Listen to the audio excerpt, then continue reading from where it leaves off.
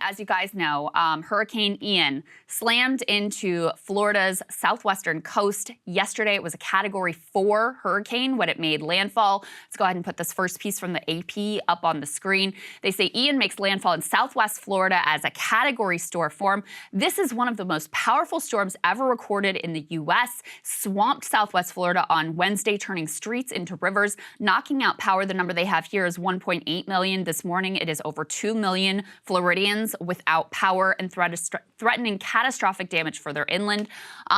You know, the thing with Ian, which is strength at landfall, tied it for the 5th strongest hurricane when measured by wind speed to strike the U.S. I mean, this is an incredibly strong storm. And the thing that made this so difficult to deal with is it was strong. It was huge size-wise. You're talking about an eye, and actually I think we have an image we can show here. An eye that was 40 miles across. It's crazy. I heard yesterday on the Weather Channel, they said for 360 miles, you were talking about tropical storm force winds. That's how gigantic this thing was. And then you were also talking about a huge amount of rain, partly because it was also very slow moving. So places in Florida getting a foot of rain dumped on them. You can imagine the issues in terms of flooding that you're ultimately going to have.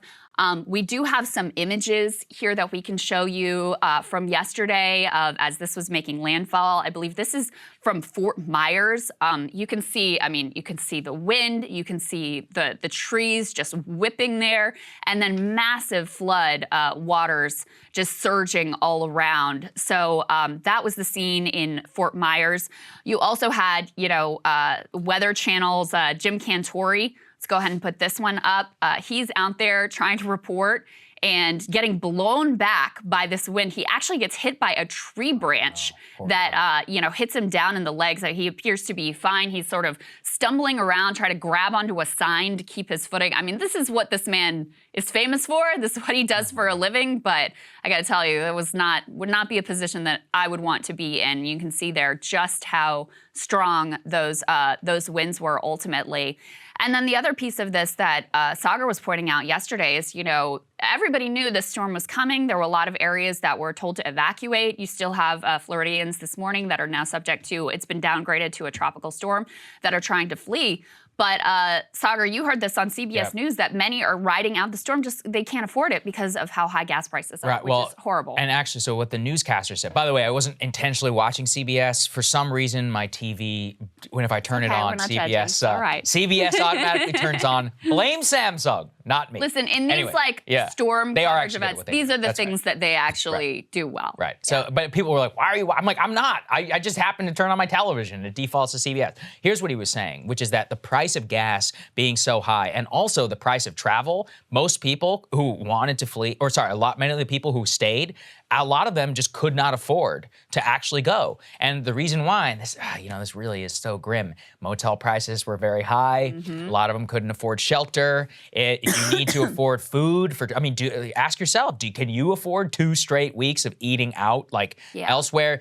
Not a lot of people have relatives who are necessarily within the area. This is why most personal financial advisors are like, you should always have like 2 weeks or whatever of expenses. But the truth is, we know that, you know, I think the average American cannot even afford a financial crisis of $500, like AKA a quote unquote blown tire away from bankruptcy. So this is exactly, I mean, many more than that, considering the scale, considering how much people charge, like gas shortages as well. So he was specifically referring to the price of gas. And it just really struck me. It's like, what a tragedy. Because I remember that happened in Katrina in New Orleans, that everyone, you know, was going after them. Like, why didn't they flee? It's like, well, where are they supposed to go? You know, and it's like, well, you really want to go to the Thunderdome? And, you know, we saw here too, some of the shelters were filling up and all of that. I also talked to a local reporter who was down there. Actually, he said something even sadder, which is that some people just didn't believe that it was going to be that bad. Yeah. And this always happens. I don't know where it comes from. It's like, wouldn't you rather, if you have the money, would you not rather err on the side of caution? They were like, yeah, it'll just be like Irma. It'll be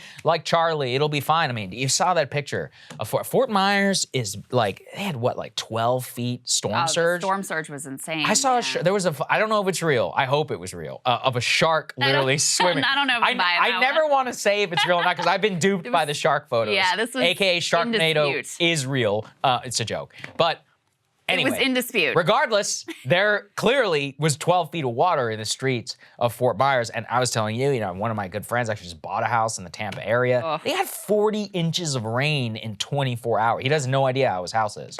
I feel mean, terrible for the guy, that is but- insane, Right. absolutely insane. And, it's now downgraded to a tropical storm. This is still very dangerous, though. I mean, that means really high winds, and the water, I think, is the part that continues to be a real concern for now. It's going to move out to hit Georgia and the Carolinas before the track they have it on now has it sort of moving inland towards Appalachia is the last storm track that I saw, at least. So, I am just thinking about everybody in Florida. I think just this morning we'll be getting more images and more of a sense of what the damage and the devastation looks like. This could very possibly be one of the most expensive storm cleanups, and we just hope everybody escaped with their lives, because the water and the flooding was truly catastrophic, and across such a wide swath of the state. I mean, there's hardly a part of the state that ultimately wasn't impacted just because of the massive size of the storm. And we're all going to get a washout here in the D.C. area, the entire eastern seaboard. Not nearly as bad. I'm just saying, it's going to rain now for the next 4 days. Right. I mean, that's just, again, a sense of how large this storm ultimately was. So it really packed a punch in terms of its strength, how fast and hard the winds were, how large it was, the amount of rain, and then on top of everything, super slow moving. So people were just getting hit and hit and hit for hours and hours. Yeah. Cable news is ripping us apart, dividing the country, making it impossible to function as a society, and making it impossible to know just what is true and what is false. But the good news is they are failing and they know it. That is why we're building something new, a new mainstream, a healthier one, something more trustworthy, something that we are going to need in one of the most pivotal times in American history. We are building up here for the midterms, for the upcoming presidential election, but we need your help. So if you can help us out by becoming a premium member today at breakingpoints.com, we're trying to change America for the better and the entire world. So what are you waiting for, guys? Go to breakingpoints.com and sign up and help us build a new mainstream.